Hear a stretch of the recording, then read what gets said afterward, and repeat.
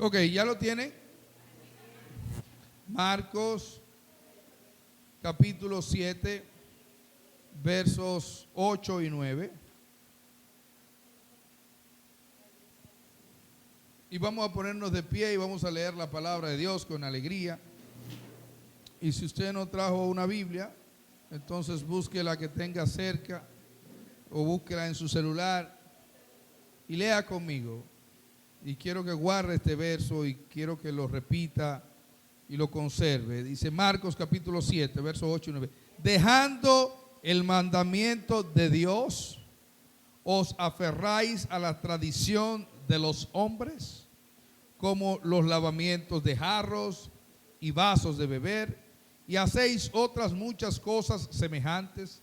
Les decían también: qué bien, dejáis a un lado el mandamiento de Dios para conservar vuestra tradición.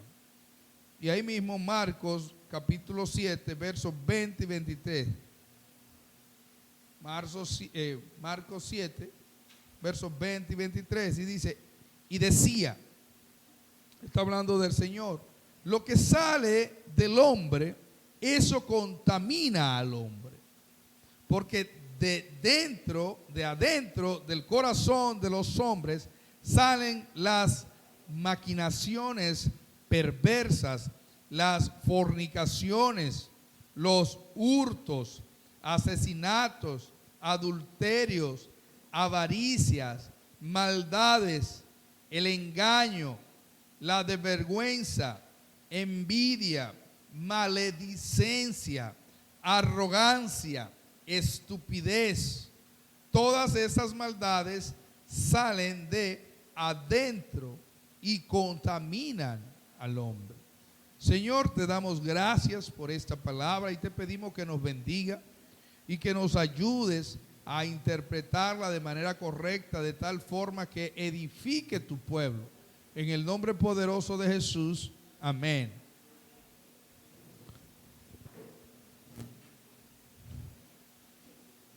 Podemos pasarnos la vida entera visitando una iglesia y desconocer lo básico de ir a una iglesia.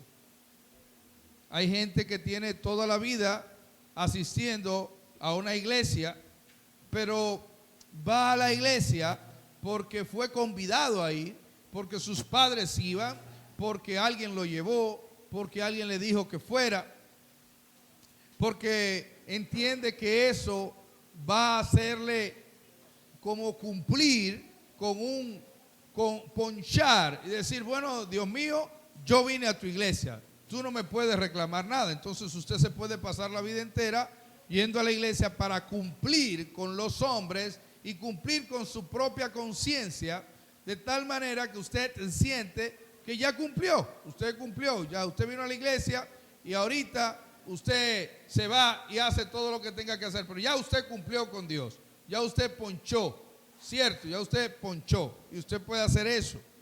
Sin embargo, para mí es importante que usted, al salir de aquí y al venir aquí, sepa por qué usted busca de Dios y que conozca los fundamentos básicos de la vida en Cristo, porque no es justo que usted venga cada domingo y después a usted mismo no tenga conocimiento de cuál es la esencia de estar en el camino del Señor. Y hoy empiezo con algo que tiene que ver con esa esencia. Y yo quiero que usted sepa qué es el pecado.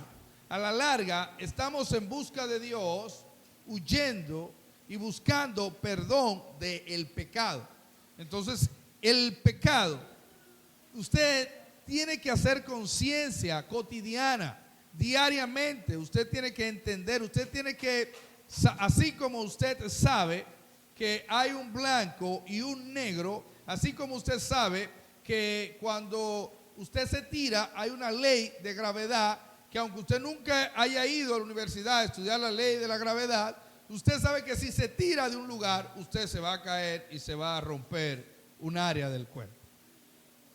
Usted tiene que tener conciencia de eso. Usted tiene que, entonces hay una parte que usted tiene que tener conciencia. ¿Qué es el pecado? ¿Qué es el pecado? Y usted no puede ir a la iglesia, salir de la iglesia, entrar a la iglesia sin tener conciencia de lo que es el pecado. Entonces, primero que todo, hay que definir eso. Y el pecado está definido por Dios. Y está definido también por los hombres. Porque hay quienes entienden que el pecado es lo que ellos dicen. Entonces, bueno, ustedes los evangélicos, ustedes los cristianos, siempre están haciendo mucha aleluya y muchas cosas, pero yo creo que eso no es malo. Y yo creo que si yo hago tal cosa, no es malo. Y yo creo que si yo voy así, no es malo. Porque cada uno está definiendo el pecado. Pero la Biblia define el pecado. En griego, la palabra pecado significa no dar al blanco, es decir, errar. Y es algo tan sencillo, no dar al blanco, como que usted tira una flecha y usted o da o no da.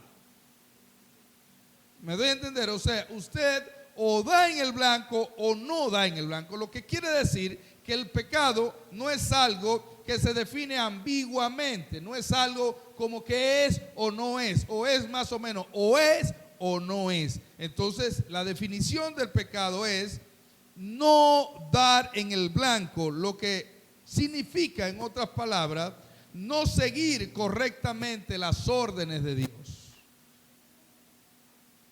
No seguir las órdenes de Dios, eso es pecado. Y así que vamos a ver ese pecado en toda su dimensión. Por ejemplo, los hombres medimos nuestros pecados de acuerdo a nuestro conocimiento.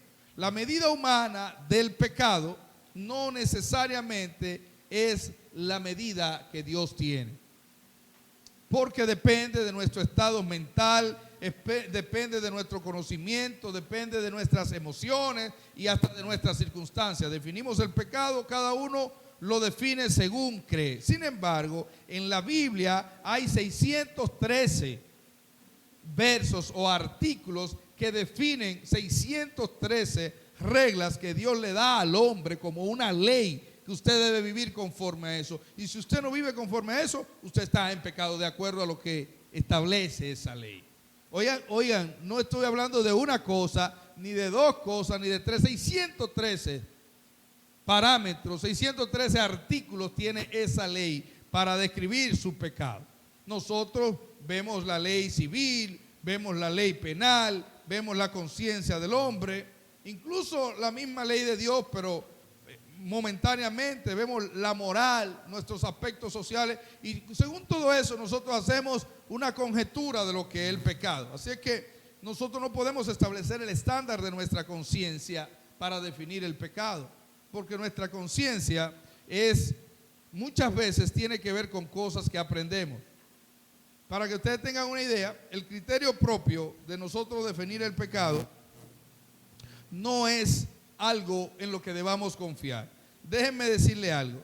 En Corea y nosotros aquí tienen la costumbre de que cuando entierran a alguien van y cuidan la tumba y le ponen hierba y le ponen flores y cuidan la tumba. Eso es una costumbre conforme a los coreanos. Pero hay una isla en Papúa Nueva Guinea, una tribu primitiva, que cuando una persona muere, lo que ellos hacen es que parten el cuerpo y lo reparten en la familia, y la familia se come el cuerpo. Yo espero que lo cocinen antes, pero se lo comen. Y ellos dicen, no lo comemos para que los gusanos no se lo coman. Entonces fíjense lo diferente que puede pensar cada cultura respecto a lo que está bien o a lo que está mal. No, en mi pueblo habían unos japoneses y entonces ellos le ponían comida a los muertos. Y un día alguien osó en preguntarle, ¿por qué ustedes le ponen comida a los muertos? ¿Quiénes se van a comer esa comida? Y entonces la doña japonesa contestó, bueno, lo mismo que huelen las flores que ustedes le ponen.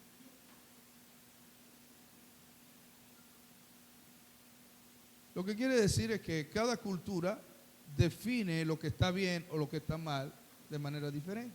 Por ello no podemos confiar en nuestra concepción del pecado ni lo que nuestra cultura define como pecado. El criterio propio de la definición de pecado, es un pecado. O sea, cuando usted empieza a decir, usted empieza una palabra, una oración, diciendo, yo creo que eso no es pecado, usted está ya pecando. Porque nadie puede definir su criterio propio de lo que es pecado. La palabra de Dios define lo que es el pecado. Y está establecido en esas 613 normas de lo que es el pecado. Así es que, ¿cuál es el pecado más serio? El no hacer caso a la palabra de Dios.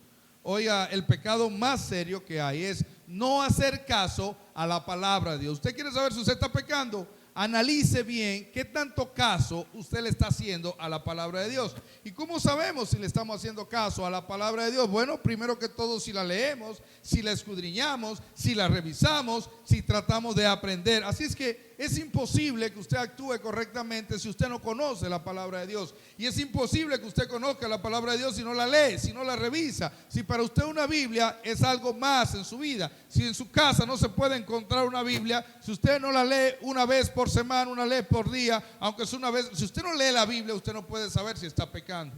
Porque el pecado está concebido en la palabra de Dios. ¿Y qué es pecado? No hacer lo que dice la palabra de Dios. Es fracasar, vivir por tu propia voluntad. Es lo mismo que no confiar en su palabra. Dios dijo que el pecado es, como le dijo a los fariseos, ustedes hacen muchísimas cosas, pero ustedes dicen que me honran, pero ustedes viven conforme a su propia palabra. Ustedes viven inventando cosas, lo que decía el verso al principio. Ustedes han olvidado la palabra de Dios y van en busca de sus propios mandamientos. Nosotros tenemos debilidades, tenemos defectos, y esas son transgresiones. Los errores y la culpa que cometemos por nuestras imperfecciones son pecados fundamentales. Pero más que pecados, son defectos. O sea, usted tiene defectos. En su vida, usted nació con defectos. Todo el mundo hace algo que no es correcto. Eso es un defecto suyo. Con lo que posiblemente usted hasta muera si no vive sobre ello. Hay cosas en la vida que usted decide quitarla y usted la quita, y si no tiene pendiente, vuelve y la tiene encima. Es como cuando usted limpia un terreno, usted lo limpia, lo ve limpiecito, lo deja ahí, y al cabo de 3 o 4 meses está igual lleno de tierra, de hierba. ¿Ustedes se han fijado en eso? Así mismo en nuestra vida hay cosas que están mal, que son nuestros propios defectos, y nosotros lo quitamos y creemos que no está ahí, pero olvídese que hay una semilla que se llama pecado, que está dentro de usted, y que al cabo de un tiempo eso va a volver a florecer si usted no tiene los ojos sobre ello. Porque el pecado camina con nosotros.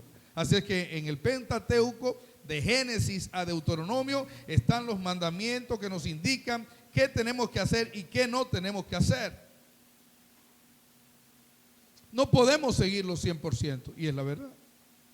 Nosotros no podemos obedecer 100%. Sus mandamientos Él nos los dio en principio, y debemos aceptarlo, que esa es la palabra de Dios. Y que la verdad es que no lo vamos a cumplir 100%. Pero su palabra dice, en el principio creó Dios los cielos y la tierra. Después Él dijo, sea la luz, y fue la luz. Él creó todo y estableció allí también su ley.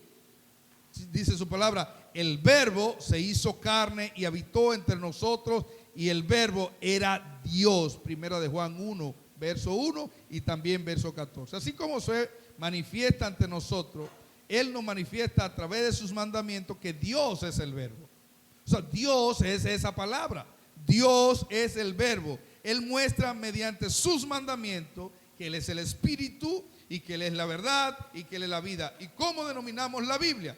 La llamamos la palabra de Dios. Así es que Dios está contenido en su palabra. Dejando los mandamientos de Dios, os aferráis a las tradiciones humanas. Eso fue lo que dijo el Señor. Ustedes han dejado eso y se aferran a los mandamientos humanos.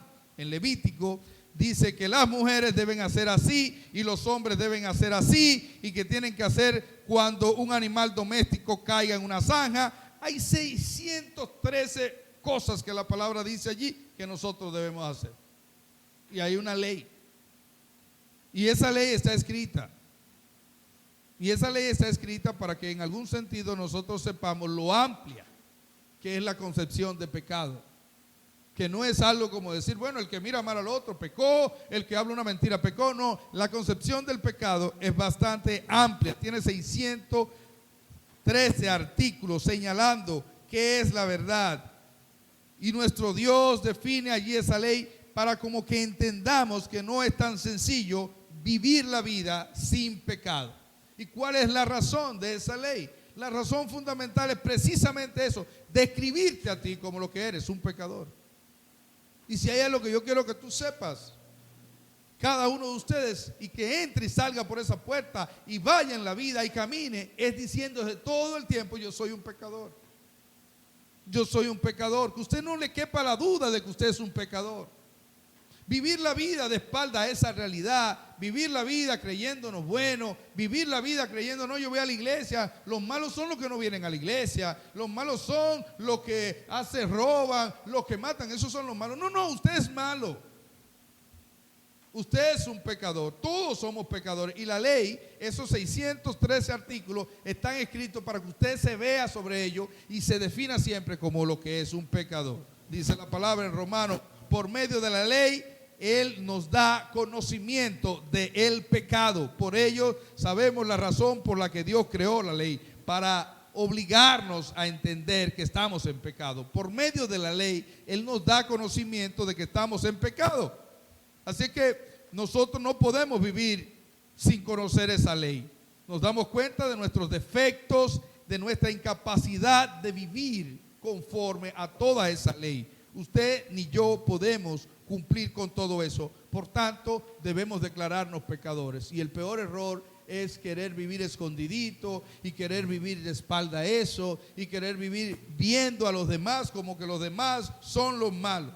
La razón por la cual Él nos da esa ley es para entender nuestro pecado. ¿Alguna vez usted ha revisado la profundidad de esa ley? ¿Alguna vez usted ha analizado cuántas cosas dice Dios que son malas que a lo mejor usted le está haciendo como bueno? ¿Alguna vez usted se ha detenido a decir, pero yo he faltado mucho? El mundo debe saber eso. El mundo debe saber eso, debe conocer eso. ¿Ustedes recuerdan que le dije ahorita sábado de 4 a 6? Muy bien. La fe empieza cuando usted entiende que usted es pecador. Usted no puede tener fe si no entiende que es pecador.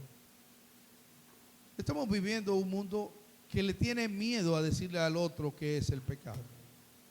Estamos viviendo en un mundo que intenta hacer ver que nada es malo. Si hay un problema en el mundo actual, es que le van a hacer ver a usted que nada es malo.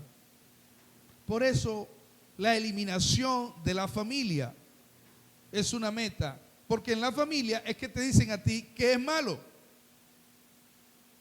En el único lugar donde alguien tiene derecho de decirte eso es malo es en la familia. Después que tú sales de la puerta de tu casa, alguien podrá decírtelo, pero nadie tiene todo el derecho de decírtelo.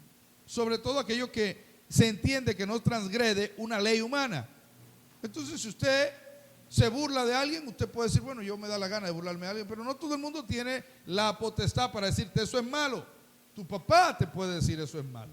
Y no importa si tu papá es graduado de la UAS o de Harvard, o no importa, y si es un campesino que no ha ido a un cuarto del bachillerato, él puede decirte con toda certeza, mi hijo, no hagas esto, que esto es malo.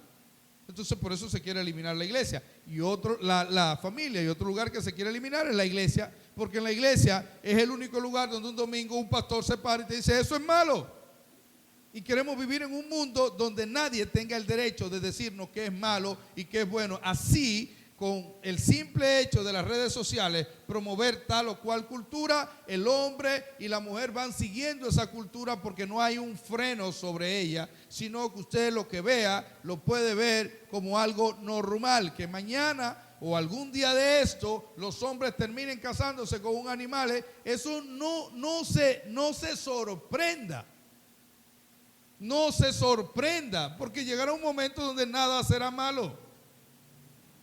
De repente usted no se casará con un animal, pero a lo mejor se case con un zapato. Hay una canción que dice que si tienes que sé yo cuánto, abraza un zapato, porque el zapato te consuela. O sea, el zapato como tiene suela, entonces el zapato consuela. La gente se va a casar con un zapato, el zapato tiene consuela. Sí, un zapato consuela.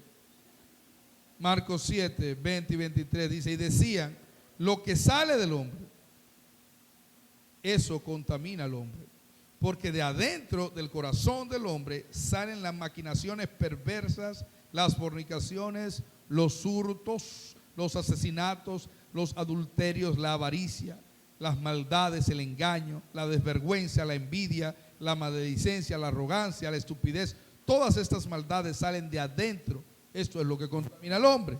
La fe debe iniciarse con estas palabras. Debemos confiar en Dios. Si no, vamos a caer en la falacia que cree que el hombre puede escribir su propio pecado. Cuando los fariseos y los escribas vinieron a los discípulos de Jesús, ellos estaban comiendo pan sin haberse lavado las manos. Y la tradición judía era tan estricta que el que comía algo sin lavarse las manos estaba pecando. Y entonces ellos estaban más confiados en sus tradiciones que confiados en la palabra. Entonces ellos van y le dicen, mira, tus discípulos están pecando. ¿Y por qué? Porque están comiendo. Entonces Jesús le dice, ellos están pecando por eso. Ustedes lo que no saben es que el pecado está dentro de ustedes. Y que ustedes con sus palabras cometen más pecado. Y con lo que dicen cometen más pecado que comerse el pan con las manos sin lavar. Marcos 21, 22, porque de adentro del corazón los hombres salen las maquinaciones perversas. De adentro del corazón. Yo podría preguntarle, ¿usted tiene maquinaciones perversas? Usted me va a decir, no, pastor, yo soy un santo varón, una santa varona, que yo no le hago daño a nadie. ¿Sabe qué? Yo no le creo. Yo creo que todos en el fondo tenemos algo por dentro de lo cual tenemos que cuidar. Y lo peor de eso es que podemos morir con ese problema toda la vida sin resolverlo. Podemos morir con ese mismo problema toda la vida sin resolverlo. Todo sale del corazón de los hombres. En los salmos el salmista decía, cuando veo los cielos, obra de tus dedos, la luna y las estrellas que tú formaste, digo, ¿qué es el hombre para que tengas de él memoria? Y el hijo del hombre para que cuides de él. ¿Por qué? ¿Por qué la palabra dice eso?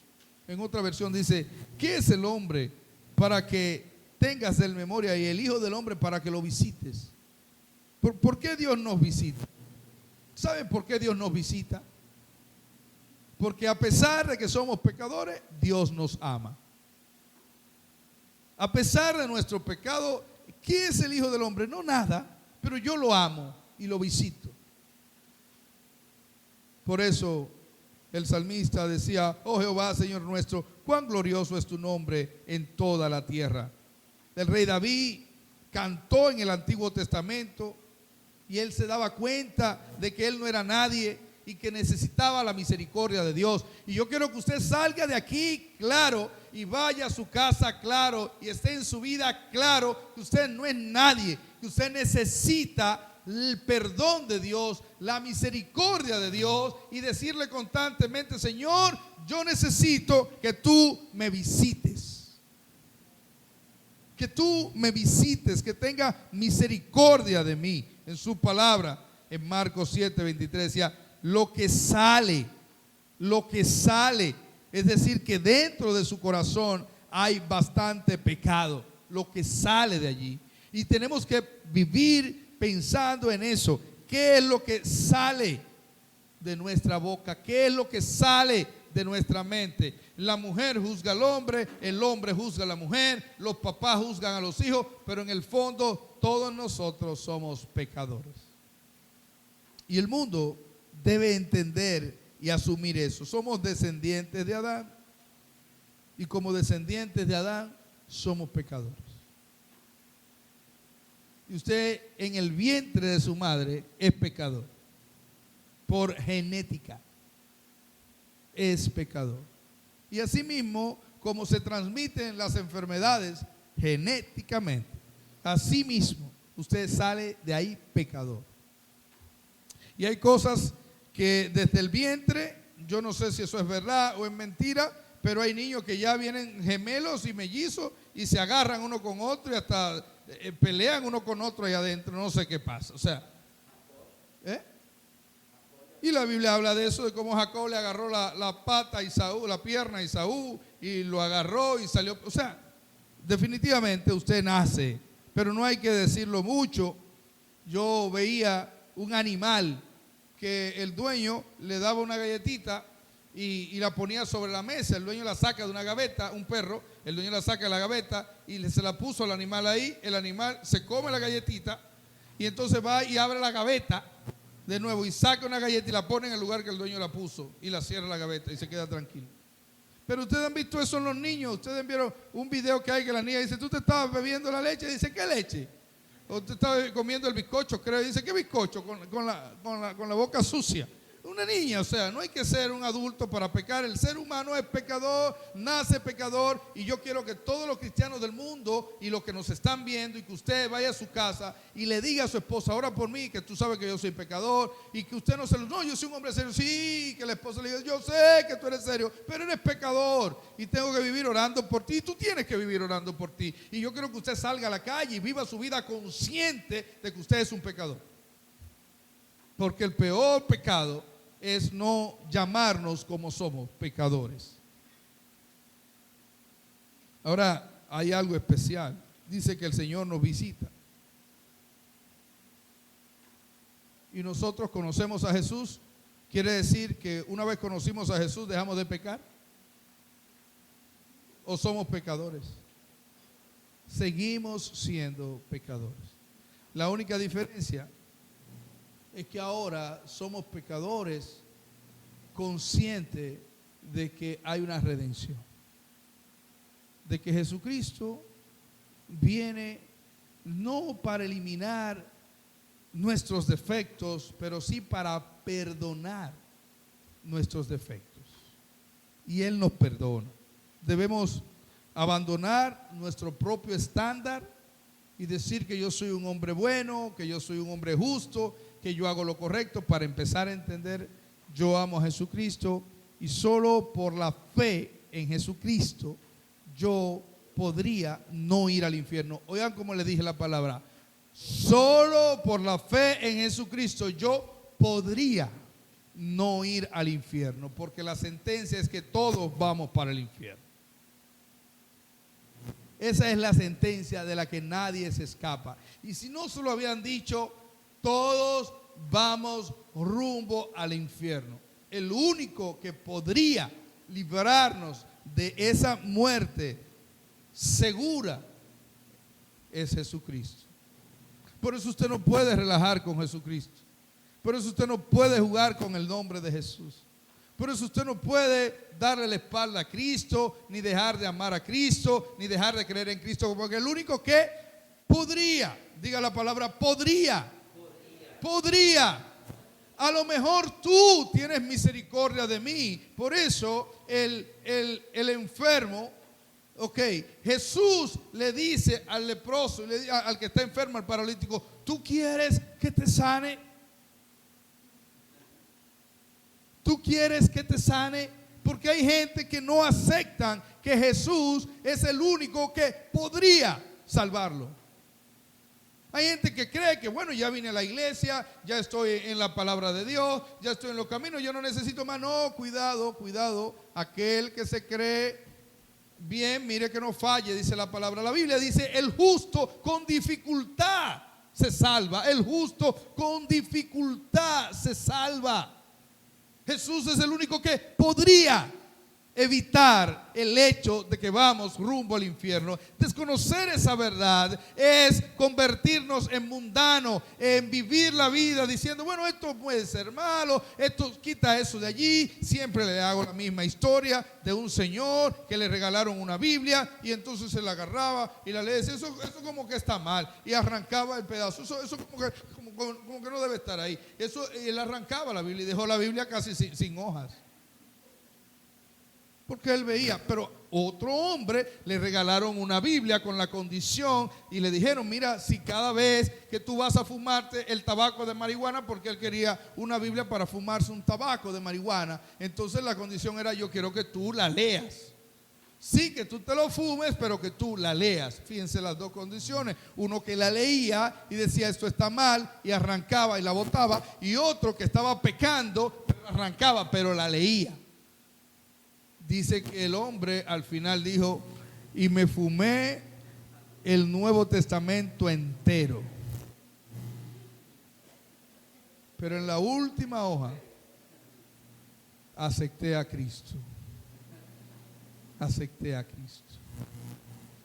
Jesucristo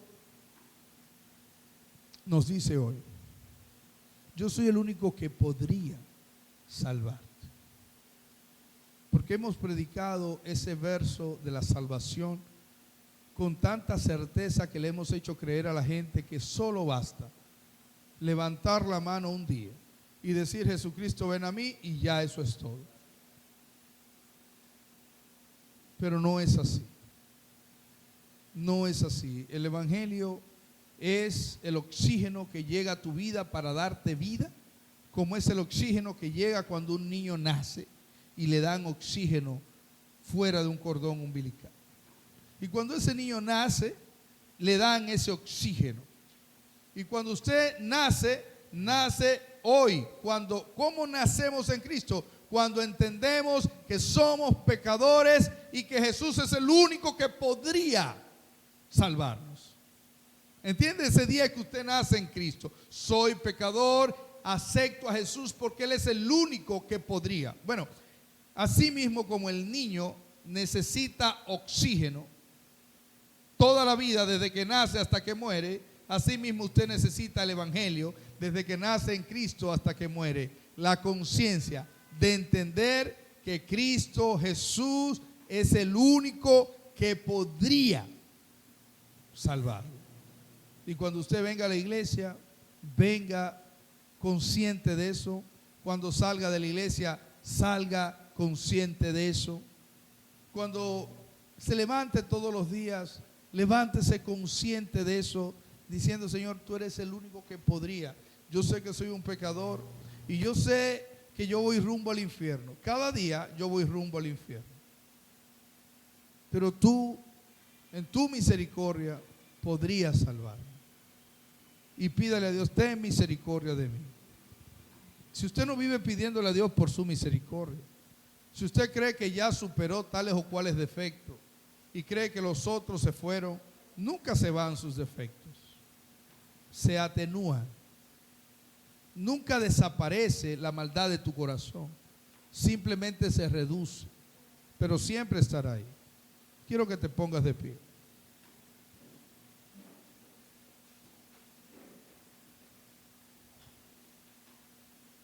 La palabra dice en Gálatas capítulo 3, el justo por la fe vivirá. Por la fe vivirá. En el verso 10 del libro de Gálatas dice, porque todos los que dependen de las obras de la ley están bajo la maldición. Pues escrito está, maldito todo aquel que no permanezca en todas las cosas escritas en este libro de la ley para hacerla. El que por la ley ninguno se justifica para con Dios. Es evidente, porque el justo por la fe vivirá. Lo que quiere decir es que cuando usted intenta cumplir esos 613 artículos, usted siempre va a violar uno y se hace maldito. No hay manera de que usted lo cumpla todo. Y cuando usted no lo cumple todo, usted es maldito. Entonces usted tiene que preguntarse, Señor, ¿y qué es lo que quita la maldición de mi vida? Lo único que quita la maldición de tu vida es la bendición de Dios. Y la bendición de Dios está en su Hijo, que nos visitó y se hizo hombre y murió por ti para que tú le aceptes y para que tú descubras que Él es el único que podría salvarte. ¿Usted quiere ser salvo? Eso siempre hay que preguntar. ¿Usted realmente quiere ser salvo? Usted debe entender primero que no lo es, a menos que Jesús quiera que usted se sea. Si Jesús quiere que usted vaya para el infierno, usted irá al infierno. El único que podría librarlo de eso es Jesucristo. Por eso la palabra de Dios dice, pídele con fe, no dudando en tu corazón. Pídele a Jesús, Señor, yo quiero ser salvo. De verdad, yo quiero ser salvo. Tú eres el único que podría salvar. Vamos a orar. Padre, gracias por esta mañana. Tú eres el único que podría salvarnos. No tenemos esperanza en ningún otro hombre, ni en nuestra fe, ni en las bondades nuestras. Nuestras bondades no son suficientes. Tú podrías salvar. Alabamos tu nombre y te bendecimos. Te pedimos que nos dé convicción de que vamos rumbo al infierno, de que tenemos un pie en el infierno. Y solo tu poder y tu amor pueden sacarnos de ese camino de perdición. Sabemos que tú podrías salvarnos si quisieras. Si tú quisieras salvarnos, Señor, tú podrías hacerlo. Y te imploramos que lo hagas, Padre amado. Sálvanos. No somos para nada buenos. Quizás seamos rectos, quizás seamos correctos, pero tú sabes que en la profundidad de nuestro corazón hay indiferencia a tu palabra. Pon amor en nuestras vidas por tu palabra y pon amor en nuestra vida por tu perdón que lo representa Jesucristo. Así es que, Padre, en el día de hoy te pedimos por nuestra salvación, por el perdón de nuestro pecado. Graba en nuestra conciencia esa palabra: somos pecadores rumbo al infierno, y tú incesantemente nos persigue, extiendes tu mano para intentar que nosotros no vayamos al infierno. Así es que, Padre, pon eso en lo profundo de nuestro corazón, que no salga de nuestra mente esa idea de que necesitamos tu perdón y de que somos pecadores, de que necesitamos tu salvación porque estamos al punto de entrar en el infierno y necesitamos tu salvación, Padre amado, porque eso somos, pecadores impenitentes, pecadores obstinados. Nuestro cuerpo ala hacia el pecado, nuestros pensamientos alan hacia el pecado. Te pedimos, Señor, que tengas misericordia de esta vida pecaminosa en la cual nos envolvemos cuando nos olvidamos de ti. Condúcenos por el mejor camino, perdónanos y redímenos en el nombre poderoso de Jesús. Amén. Amén. Que Dios les bendiga. Nos vemos la próxima semana. Denle un abrazo al que está al lado.